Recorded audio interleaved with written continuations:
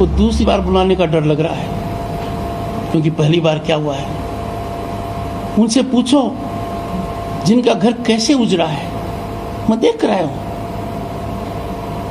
उनकी अर्थव्यवस्था को बर्बाद किया है। कोई व्यापार कर रहा था, सब कुछ तोड़ा है। लाखों की बर्बादी की है एक एक घर में। उनका गैस चूल्हा ले गए हैं, खाने का सामान ले गए हैं, और यहां तक हालात कर दिए हैं कि जहां जहां मैं गया वहां वहां एक बात कही उन्होंने, अब हमें कौन बचाएगा। इसका नज़ारा मैंने दिन हटा में देख लिया। 10 से कम लोग, यदि अगर राज्य के राज्यपाल की गाड़ी को रोक सकते हैं तो आम आदमी की तो क्या औकात है। आम आदमी के कोई मानव अधिकार नहीं है, कोई फंडामेंटल राइट नहीं है। आप भी जगिए, अपना कर्तव्य कीजिए। I take some questions. Sir, जैसे कि आपने बताया कि खड़े होकर बताया, जैसे कि आपने बताया कि दिनाटा में ऐसा स्थिति है, असम में बहुत सारे लोग इवैक्यूएट किए हुए हैं, तो finally what is the outcome? क्या हम लोग किसी की तरफ जा रहे हैं? आपका ऑब्जर्वेशन क्या? अपने कहाँ जा रहे हैं इस विषय को एक बार छोड़ दीजिए। आपसे गुजारिश करता हूँ, क्या मीडिया वहाँ गया? जिन लोगों ने अपना घर छोड़कर दूसरे प्रांत के अंदर रहे, गया? नहीं गया। क्यों नहीं गया? मुझे उस दिन का डर लगता है जिस दिन मीडिया डर जाएगा। वो दिन आज मेरे सामने है। जहां भी गया मैंने पूछा कोई पत्रकार आया क्या? कल नहीं आया। हम कहां जा रहे हैं? आदमी घर क्यों छोड़ता है? पश्चिम बंगाल में आज के दिन हजारों लोग अपना घर छोड़कर पश्चिम बंगाल में दूसरे का शरण रखी है, कुछ दूसरे प्रांत में गए। वो तब छोड़ता है जब वो इस कंक्लूजन पर पहुंचता है, मैं यहां जिंदा नहीं रह सकता। ये कंक्लूजन पर पूछता है कि प्रशासन मेरी जिंदगी नहीं बचाएगा, व्यवस्था मेरी मदद नहीं करेगी, तो जान बचाने के लिए वो भगता है। और जान बचाने के लिए दूसरे प्रांत में शरण ले, इससे ज्यादा शर्म की बात सरकार के लिए और मेरे लिए कुछ नहीं हो सकती। मैं मेरा सर झुकाता हूं इस बात को लेकर कि मैं प्रथम सेवक हूं, पर आप भी मेरे साथ दोषी हैं। मेरे साथ तो कुछ पत्रकार गए, आप कहीं क्यों नहीं गए? कौन सा ऐसा डर है जो आपको रोक रखा है? हमने देश में देखा है, एक प्रांत से जब कुछ लोग प्रांत छोड़कर गए, आज तक हमारे दिल पर वो चोट है। मैं नहीं चाहता ऐसी पुनरावृत्ति पश्चिम बंगाल में हो, तब मैंने वो निर्णय किया है। वहां बहुत आसान था उस हालात को कंट्रोल करना सरकार के लिए। Compensation, rehabilitation and area domination करते, कुछ नहीं किया। सरकार ने कुछ नहीं किया, आपने भी कुछ नहीं किया।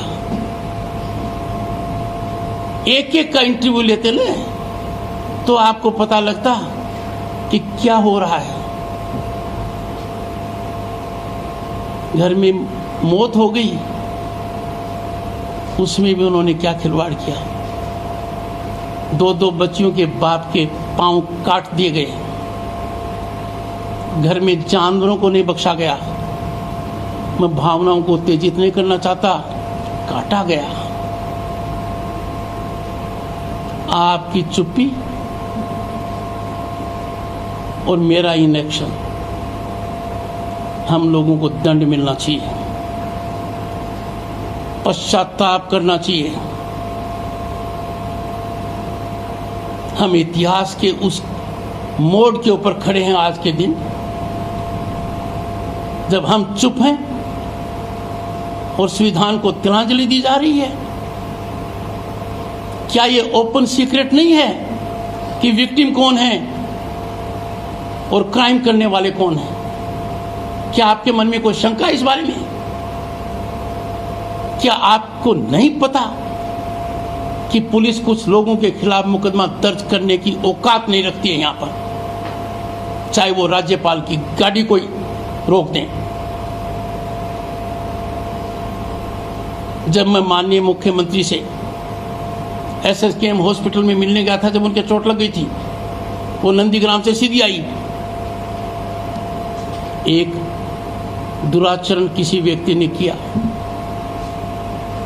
राज्य की पुलिस को मुकदमा दर्ज करने में 5 दिन लग गए।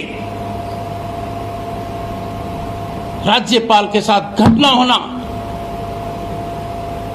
5 दिन के अंदर बैठक की चीफ सेक्रेटरी ने, DGP ने, होम सेक्रेटरी ने, कलकत्ता पुलिस कमिश्नर ने और डायरेक्टर सिक्योरिटी ने, और मुझे भी ऑडियो कॉन्फ्रेंस पर रखा। जो 1 सेकंड में FIR दर्ज होनी चाहिए थी, वो मेरे जोर देने से 5 दिन लगे। आम आदमी की क्या औकात है? आम आदमी क्या प्रजातंत्र में अपने मन का वोट देने की सजा मौत होगी? क्या बलात्कार से पीड़ित होना पड़ेगा? क्या घर जलना देखना पड़ेगा? क्या व्यापार का एक्सटॉर्शन टैक्स देना पड़ेगा? क्या डर डर कर मरना पड़ेगा या जीना पड़ेगा? ये हालात बर्दाश्त नहीं हो सकते। मैं सरकार से गुजारिश करता हूं, उनमें बदलाव चाहता हूं, सकारात्मक रवैया चाहता हूं, कन्फ्रंटेशन को त्यागने के लिए कहूंगा, वरना हम बहुत गलत दिशा में जा रहे हैं। इतनी गलत दिशा में जा रहे हैं कि वहां से वापस लौटना बहुत मुश्किल हो जाएगा। ऐसा नहीं होना चाहिए। Any other question?